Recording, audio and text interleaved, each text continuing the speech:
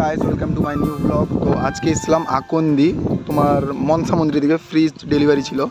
দেখো এখনও মানে গরু রেখেছে, ঠিক আছে। তো এই জায়গাটা দেখো জাস্ট দারুণ।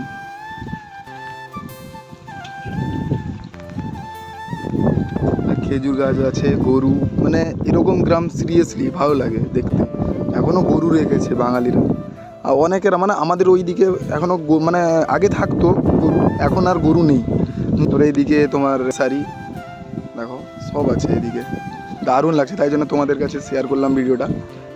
দারুণ লাগছে, ওয়েদারটাও সুন্দর, খুব সুন্দর।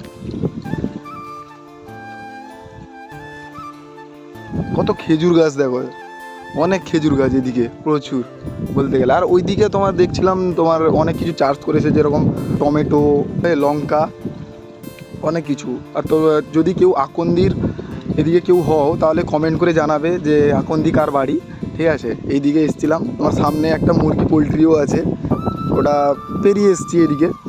যদি কারোর বাড়ি হয় তাহলে নিশ্চয়ই কমেন্ট করো, দেখে নাও। খুব সুন্দর জায়গাটা, খুব সুন্দর। এদিকে মানে প্রচুর গাছ, এদিকে শুধু আকাশবাণীর গাছ।